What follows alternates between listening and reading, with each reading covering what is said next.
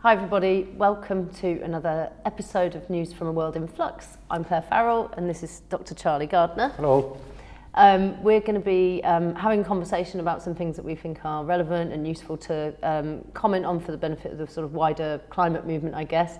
The two things that we're going to focus on today are firstly some reflections on the Restore Nature Now march, which happened a little while ago, and Charlie's written some really interesting a really interesting piece on that.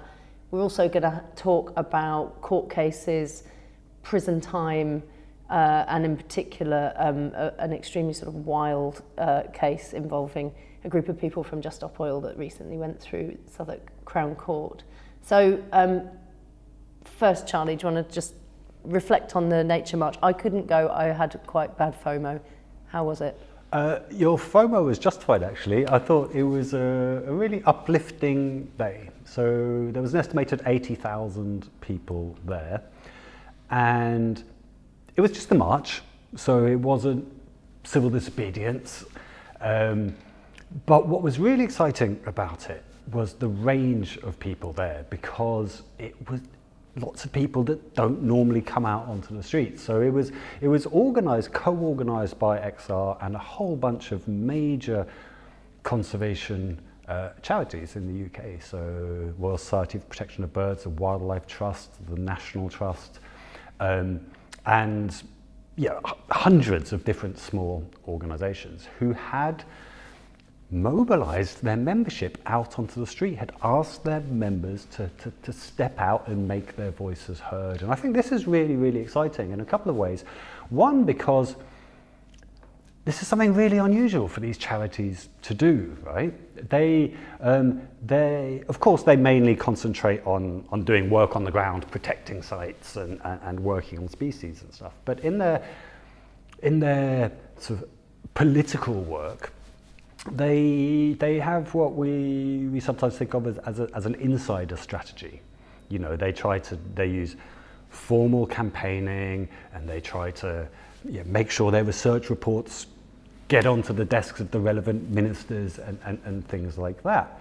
Whereas stepping out onto the streets is an outsider strategy. It's switching from trying to work with government to make them do things to stepping into opposition to them. And I think conceptually this is quite a big change in strategy for these organisations, and I actually also think it's quite a vindication of what XR have been doing all this time. So these organisations have been trying to bring about political change through an insider strategy for decades and decades and decades. And then along comes Extinction Rebellion 5 years ago, out of nowhere, and we changed the whole landscape on climate, changed the whole climate conversation by getting people out onto the streets.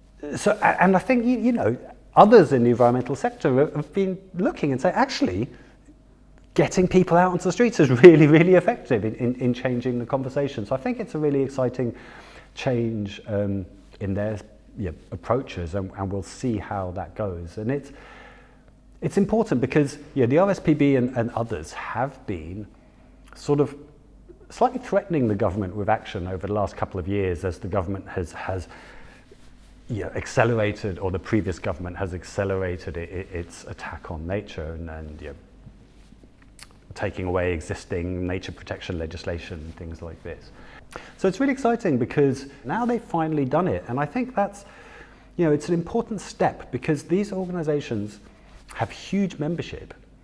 And with huge membership comes huge potential political power, but it only becomes political power once those members become active. And once they're on the street shouting their demands, I think that's a manifestation of the political power these organisations have, which they weren't using before. It's interesting because I was invited to a roundtable a little while ago by a charity that supports organisations that do kind of civic organising and action and stuff, and they brought together a load of people from the sort of what you call the third sector, which is the charity sector basically, and to talk about like how political charities should be, or how political can they be. And what was really clear to me was that actually a lot of them have been, over many years, actually quite self-censoring, because firstly there's the rules about charities that they shouldn't be party political, which doesn't mean they can't be political. That's really important for people to understand. And because of that, they sometimes think, oh, is this too much? Even though it's non-partisan, it's just about their issue. And then the other thing that they're worried about, which is also why they're worried about association with people like us, or people who go out and get in the way or disrupt things or cause a fuss, that's because they're also really worried about their base of people who pay them money, that they're going to go and leave. And the line is always, our base is like a small c conservative base, and that's what we're worried about. But actually, a while ago, I remember talking to some NGOs before the big one, and we were trying to do all the bridge building and networking and all of that. And there were extraordinary, massive scale charities who were saying to me, oh, we've polled our membership and over a third of them want to go out on the street. So the idea that they might actually be feeling able to sort of move in the direction of facilitating people taking the action that they want to take as part of being part of their campaigns is, it's not much by our standards in terms of taking a risk, but organisationally there's been an awful lot of conversations, hasn't there, to get some of these people to the place where they'll say, come out on the streets and XR will be there, and by the way, we're okay with that. So it's a bit painful from our side, I think, sometimes, this kind of stuff, but it is something, isn't it? Yeah, it really is, and you can understand the reticence, maybe the concerns, because they have spent decades getting to building themselves up as organisations and getting to the position they are now. And you're right, there are those two concerns: the risk of losing support from their membership, and these are largely member-funded organisations, but also the risk of losing your insider status. But the fact is, what they've been doing all these decades simply hasn't been working.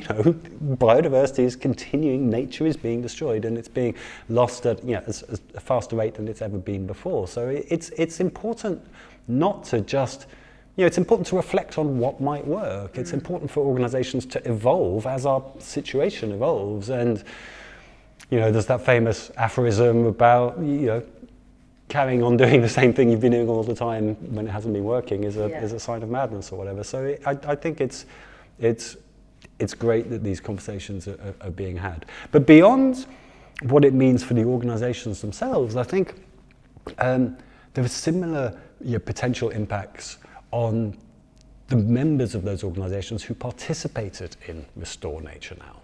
Because many people, I spoke to a whole bunch of people that had never been on a thing like this. And I think by stepping out onto the streets, that involves a shift in yourself. You shift from being a supporter of conservation to an activist, essentially. And there are so many people, nature lovers in this country, who are supporters of conservation. I give my £3 a month to the RSPB and whatever. But that's sort of, it's great to be supporting these organisations, but it's passing the buck in a way. It's like, I'm going to leave this to the professionals to take care of. But that hasn't been working. And so for people to step out onto the streets, it symbolises an important shift, I think. I was leaving it to the professionals to take care of. It wasn't working. Now I'm going to take steps myself. And who knows where that might lead once you've taken that first step and now consider yourself a bit of an activist. So exciting times ahead, I think, as our movement grows. Well, it's part of democracy, isn't it? Being able to embody your views, to be able to go and stand out in public space and tell people what you think, to be able to make a noise, to be able to disagree with people, all of this stuff that is constantly rammed in our face. Well, we believe in democracy, and protest is fundamental to democracy, and if you can't protest, it's not a real democracy, but also we're going to make it impossible for you to protest effectively. So whilst we tell you that we totally advocate for protest, and living in that sort of gaslighting under the previous government, there's something interesting, I think, about also where where do we go when we find ourselves in a new set of circumstances? Because of course, there are many things you can say about the change of government not being the thing that's going to like save us from societal breakdown and ecological collapse and blah blah. There's lots of issues that we can still talk about with the government, but we are going to be, you know, in the next few months in a new context, working out what there is that you can work with when you are in a, you know, political situation where, I mean, to be honest, it's been like we're being governed by people with their fingers in their ears going, la, la, la, I've closed my eyes so I'm invisible. Like, the disregard for reality has just been quite, for me, I've found it quite traumatizing. But it feels like now, you know, perhaps uniting people in new ways that overcome some of the othering that's happened by the previous administration and also by the media. And then also thinking, well, maybe when you do some protests now, you might be able to have a more reasonable discussion about them rather than what's been happening over the last few years. Let's see what happens. Like the bridges being built and the new context and stuff. It's a definite time for people to sort of take a step back and reflect and think about what's strategically possible and useful now, because we kind of live in a different situation. Yeah. I just add, I mean, you talked about how governments have been ignoring reality, but one aspect of the reality they've been ignoring is the will of the people in this country. They're not just ignoring the science, they're ignoring what people want. You know, the poll after poll after poll is very, very clear. People want stronger nature protections, people want stronger and faster action on climate change. And in that aspect, you know, government haven't been providing or haven't been moving in the direction that the people of this country want them to. And if we're going to get this and future governments to do that, then you know, we need to be louder and more insistent in making our demands clear, I think. Well, speaking of insistent, Just Stop Oil's trial, which I thought we should talk about. I mean, for a sort of broader picture on the court system and the trials of activists and the imprisonment of activists, there's been a lot of stories and a lot of focus on this, partly because of our friend Amy, who has been put in prison for 10 months. You know, crucial for people to pay attention to, I think, the statement of the judge, which was, I was going to give you 12 months, but I'm going to give you 10 because the prisons are full. So as if knocking 2 months off a sentence for somebody who's poses zero threat to the general public at all seems like it just seems like an absurd thing to say. I mean, don't fucking say it. Do you know what I mean? Just say, I'm giving you 10 months. Don't say prisons are overcrowded in the same breath, because it makes you sound more stupid, right? But anyway, so dear Amy is locked away after being found guilty of breaking some windows, and I think they were also given like no access to any defences in their trial and stuff. So this is an increasing thing for people to find themselves with no legal defence. The medics who were on trial recently also found themselves with no defence that they could possibly use. They had a hung jury. It's been rescheduled for 2026 because, of course, that's a great use of public resources to try a load of doctors and nurses that a jury just couldn't agree to convict. But what's happened recently is this very newsworthy case which involved Roger Hallam and a group of other activists from Just Stop Oil who basically were charged with conspiracy to cause public nuisance. On the basis of? On the basis of a Sun journalist attending one of their organising Zoom calls, collaborating with the Metropolitan Police to deliver that evidence of them organising online, which they then were taken with the Met on the raid of Roger's flat.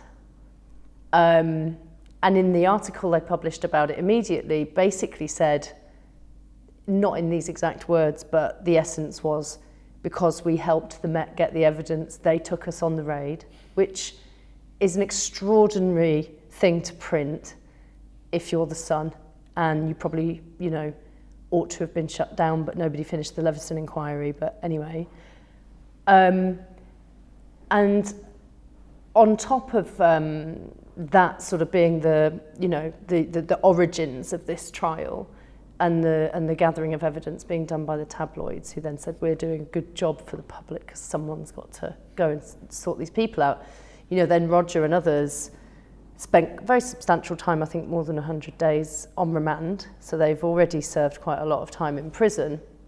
And then they've served more time outside of prison with an electronic tag attached to their ankle and a curfew time. So they're not allowed to be out of their home between certain hours in the morning and the evening. So just so we're clear, people have spent time in prison for participating in a Zoom call? Yeah, and without having been tried for that, whether or not that was a conspiracy to do anything or not was completely unchecked for. I think it is over 100 days. So yeah, then spend the time on tag. And if you, in the justice system in this country, if you spend time on remand, and if you spend time locked in your own home, basically, on a curfew of some sort, or being GPS tracked, which they can also do a different kind of tracking on you, then those things that you have sort of endured get knocked off your sentence if you do get convicted. I'm not sure what happens if you don't get convicted. I presume you must get some kind of compensation if you're wrongfully imprisoned for a long time on remand, but I'm not sure how that works. But anyway, they've served substantial amount of the punishment that they would get if they were found guilty. Then the trial begins in Southwark Crown Court, and Michel Forst, who is a special UN rapporteur who's tasked with keeping an eye on environmental defenders, about 7 months ago, he wrote to the British government and said, I've been interviewing activists in many countries in Europe, and you are a nation of concern, or whatever, because particularly I think Morgan and Marcus's kind of that unprecedented prison time that they got, that they got served for that, but also because of the frequency of our non-violent activists ending up spending time on remand and serving actual prison sentences as well. So this court case started, and if you've ever been in a Crown Court case, you'll know that you can make these things called agreed facts, and the defence and the prosecution kind of barristers or self-representing defendants will have to agree what these facts are and then hand them to the judge and say, this is what we agree.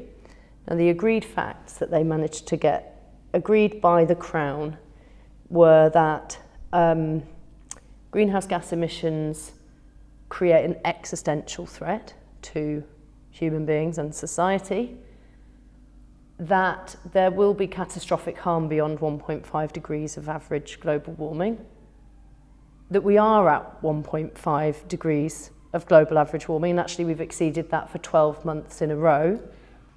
I'll just stop you there very briefly, sorry.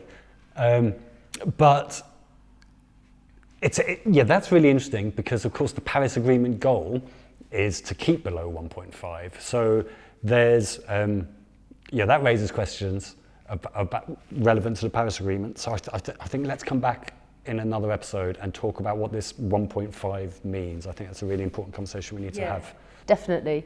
Well, and then the final point basically being that the government keeps issuing new licences, and they opened up a new round of licences last year. So at the time when they were being arrested for doing this organising, the government was in the process of opening up the potential for more new projects and more new licences. So that I mean, it's just a very extraordinary list of facts. So what's the significance then if this court has agreed that it's an existential threat and we've exceeded 1.5 over the last year? I mean, it sounds significant that a court is agreeing this as indisputable fact. Yeah, and I think what's also interesting about it is that some of the materials which people presented as expert materials to use to generate these agreed facts come from the Crown. So because there are published papers and statements and evidence that come from the state itself, from the Crown itself, you then have these statements that the Crown prosecution can't possibly argue with because the Crown said it, if you see what I mean. So, I mean, it's reached a kind of, I guess it feels to me like it's reaching a kind of a point where these circumstances in the courtroom are really drawing to the surface what has been apparent to a lot of us for a long time, but what hasn't been very easy to get people to sort of really grasp about the nature of both the circumstances in terms of what we know about physical science, but also the circumstances as we know them in light of the legal system and the inability of the law to actually protect us or stop these things from happening. And what that relates to is that the Defend Our Juries campaign, which we've talked about quite a few times before, I think, and Trudy Warner holding her sign outside the court saying, jurors have got a right to use their conscience. A higher court, the Royal Courts of Justice, ruled that Trudy's protest holding her sign was not a criminal offence. And this judge in this case appeared to defy that ruling from a higher court, which I presume he shouldn't do. Sounds dodgy, doesn't it? Because Crown Court judges, I thought, were supposed to be guided by the Royal Courts of Justice or the Supreme Court.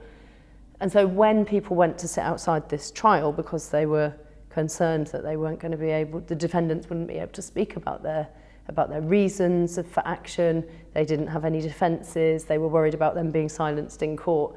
11 people were outside holding these similar signs, basically doing exactly the same action as Trudy did, and the judge ordered for them all to be arrested, including, ex-police officers and doctors, and and they were all arrested for suspected contempt of court, which of course Trudy has been found not guilty of contempt of court for doing that action. I wish I knew more about the legal system, but it sounds very dodgy that a judge should be defying judgments from higher courts. Well, I just thought it was extraordinary, the kind of... it's not long ago, it was quite a prominent case. I would have thought everyone in the judiciary knows who Trudy Warner is and heard about this campaign and knows that there's, a live conversation in civil society about jury equity, about whether or not jurors should be told that they have this right. And of course, that was the comment that really struck me when Trudy's case was going through. There was an article written in a legal journal where somebody said, it is strange, isn't it, in a country like the UK that citizens have an inalienable right that nobody wants them to know that they have. And so if you remind them that they have it, then you're going to get arrested. But anyway, so those people have been arrested and then released under investigation. They've not been charged. So, and then I suppose what's also interesting about it is, for me, hearing, and I didn't actually attend the case, but hearing what happened inside the room, this guy Michel Forst from the UN actually came to the UK to come and sit in the viewing gallery and attend part of the trial in person. This is very interesting, probably quite worrying if you're, So the UK government's clamped down on peaceful environment protesters is a concern to the United Nations. Yes, and they wrote to the British government to say, you are a nation of concern because of the treatment of non-violent protesters. We're a rogue state. Yeah, because, also, not that long ago, Germany refused to extradite a criminal to Britain because of the state of our prisons. So we are in quite deep shit when it comes to the sort of the justice system here. It's people in the other parts of the world are looking at us and going, what are you doing? On several fronts, I think, over recent years. But so they go into the trial. Michel Faust is there to keep an eye on the proceedings and find out how it's being run, because his letter to the British government was ignored. There's no response to it. And then, whilst in the dock, successive defendants basically said to the judge that they needed more time to keep on explain. They had a lot to explain to the jurors. They wanted to keep talking. And they basically, you couldn't report on this during the trial, but now it's finished, you can. The judge actually had several of the defendants arrested in the courtroom, taken down to the cells, then ended up having them held on remand, where they went to an actual prison, where they had to be then driven back in every morning to be dropped off at the courtroom and brought into the docks that are behind glass, which is where you have to speak from if you're in jail. But of course, as a defendant who's on bail and freely moving around society, you ordinarily will stand elsewhere in the courtroom if there's a group of you. The judge repeatedly frames what they think about the climate crisis as political opinions and beliefs and philosophical beliefs.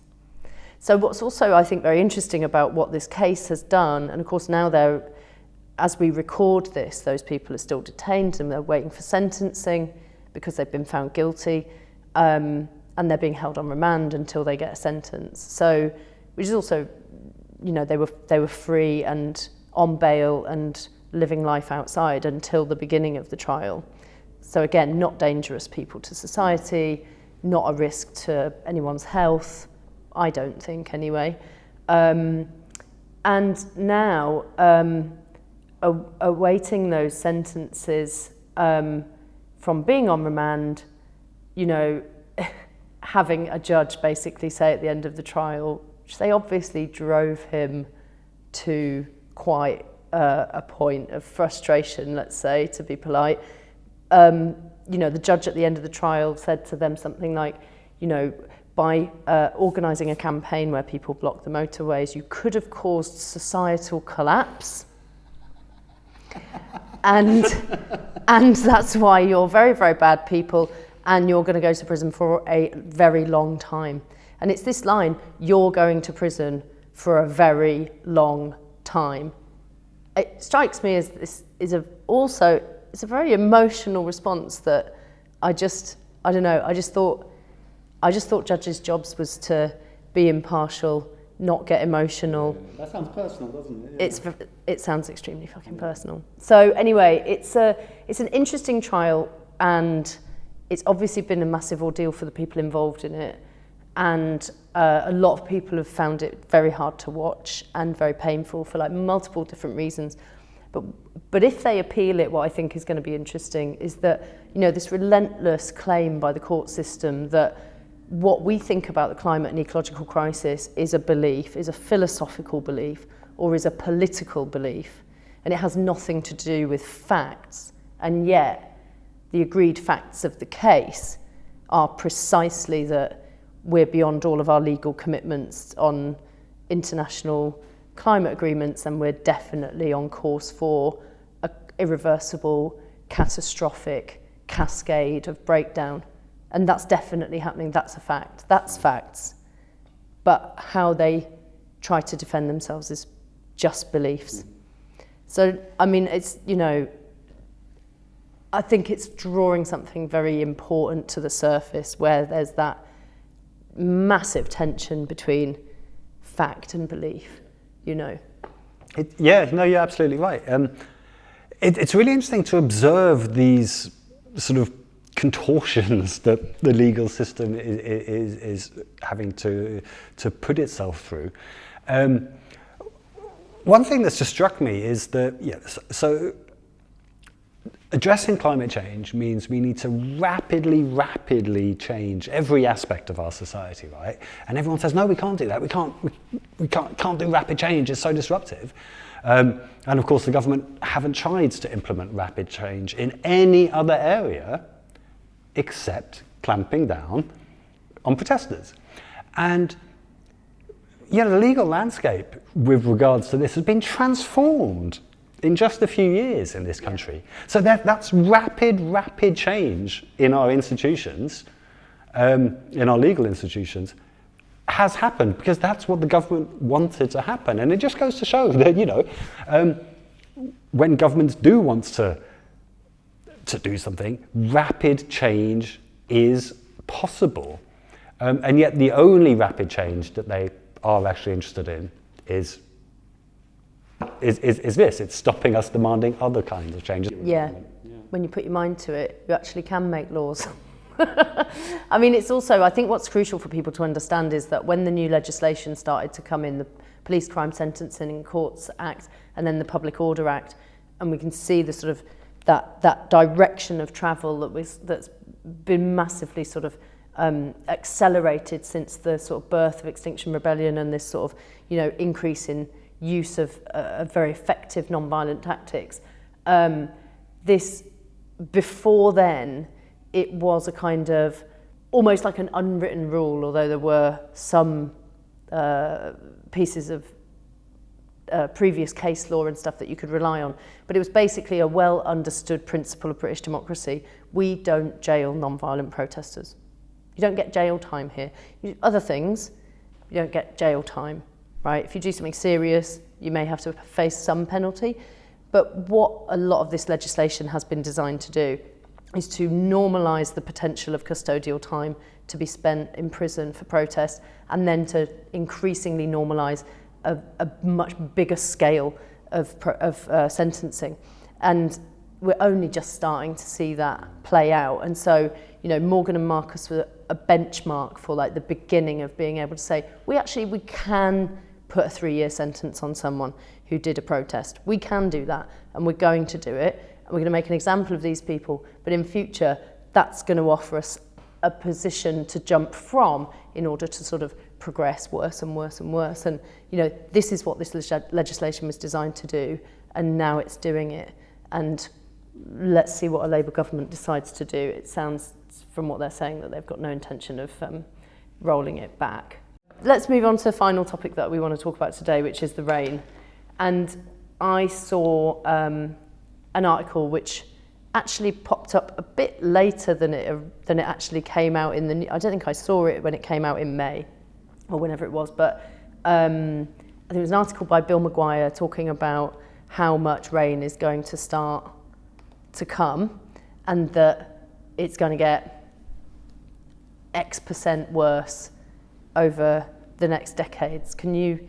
We've been having quite a wet summer so far, so I thought this is something people might pay attention to. It's been it was an extraordinarily wet winter and wet spring. I think it was the wettest spring we've had since records began, sort of over 200 years ago.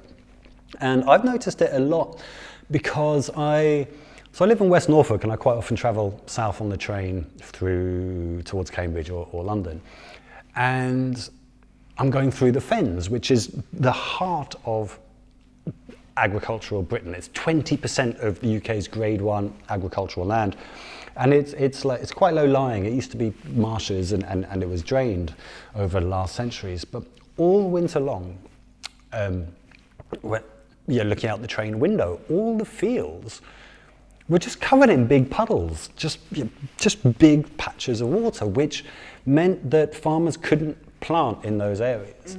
I noticed that as well, travelling other places on the train, just going, why is all the fields have turned into little ponds, basically? And now all the spring crops have been growing, and you just get these big bare patches of mud, just these big bare mud circles in the fields. And it's been catastrophic from farmers. So 500,000 hectares of arable land, so ploughed cropland, wasn't cultivated this year, and that's a 79% increase on the year before. To put that in context, that's 1/9 of all the UK's cropland didn't get planted because it was too wet to plant. So the predictions for harvests this year are shocking. So wheat is predicted to be down by 26.5%, barley by 33%, and oilseed rape by 37.6%. So massive declines in agricultural productivity. And farmers' incomes on average this year will be down by 19%. Farmers are already struggling to turn a profit and have been for a long time. So this is a huge issue already. It's a big issue for food security. And it is just going to get worse and worse and worse. So this study was by the World Weather Attribution Group, and they're expecting the UK's climate to get wetter and wetter and wetter. And this is a direct result of global heating, because the warmer the air is, the more humidity it can hold. So for every 1 degree increase in air temperature, you get a 7% increase in humidity. So it means we're going to have more rain overall, and potentially a lot more. So we keep on hearing this phrase, the new normal, but this wet winter and spring that we've just had will increasingly be, not just the new normal, but less wet than what the new normal will be. So we're going to have greater rainfall overall. One particular problem with that is that it won't just be spread evenly through the year, but more of it will come in during big rainfall events. We increasingly hear the talk of atmospheric rivers, which is like, it's a river in the sky basically. There's so much humidity there. So you can just get... I was just going to ask you, can you explain what an atmospheric river is? Because I feel like you see that term and it's just quite a weird term really. So the first time I heard about it was when there was the huge rains in Canada. They said there's an atmospheric river, and because of their wildfires it washed away huge areas of the landscape. It was a complete disaster. But I think that was the first time I'd ever heard that term, and I thought most people don't probably know what that is. I can't actually tell you about the physics of it. I wish I'd done more research. But what it means, what the implication of it is that you get incessant rainfall in one place over multiple days. And this has really, really bad impacts because there's nowhere for the water to go, basically. When the ground is already saturated, so if the soil's dry, when the rain falls, it gets absorbed into the soil. If you've had days and days and days of rain already, and the soil is already the water table's up to the surface, then that water can't percolate into the soil. So it means it has to go somewhere. In other words, it causes flooding, and we've seen huge flooding. Winter flooding has been a growing problem in the UK for years and years now, not just over agricultural land, but in towns. Towns next to rivers are getting increasingly flooded all the time now.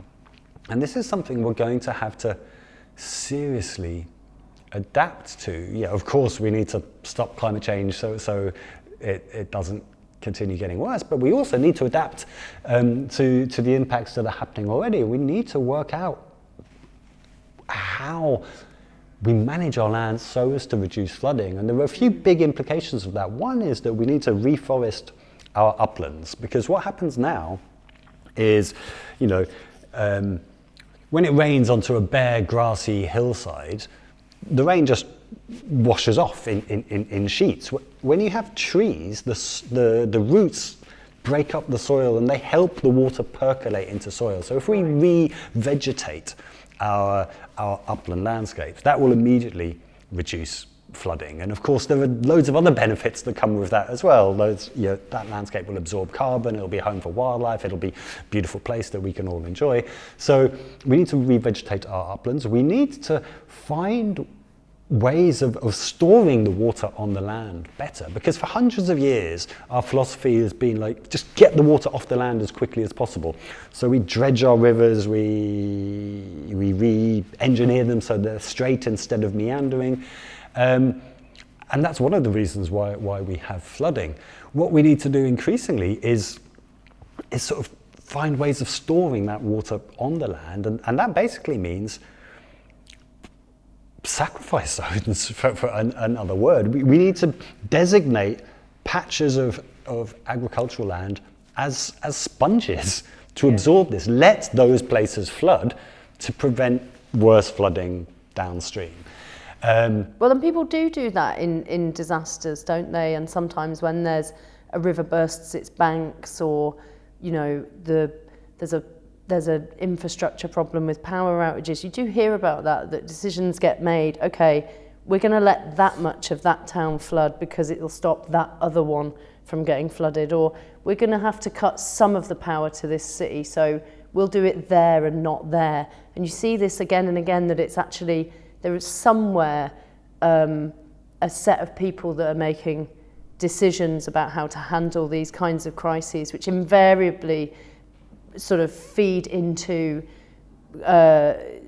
social injustice, marginalised communities. You find that a lot in the States, particularly where I've heard these stories about power going out. They go, let's just turn it off for the poor people, or in flooding, let's just direct it to that town because the people that live there are rich and we want to protect their houses, so we'll send it all down there. So this is what we're going to see, isn't it, surely, increasingly? Yeah, and there's huge, big discussions to be had about this. Yeah, who are the people making these decisions? And importantly, do the people in areas that are vulnerable, not just because of climate change, but because of decisions that people make about how we manage these disasters, do people know when you're buying a house that might be in an area that's designated as a floodable area? Are you informed? No, you're not. People are living in places. So where I live in the Fens, for example, there are areas that are precisely that. They're designated as places where the water will be diverted if there's too much water. And this very, very nearly happened this winter. So in the Fens, there are certain areas like the ooze washes, which are designated as overflow areas. If there's too much water, we let this land flood. This winter, we came within 2 days of rain of having those overspill areas overtopping and going into further areas beyond that. And the people living in those places just have no idea that we were within 2 days of their houses being flooded out. So there are huge, great discussions to have about this.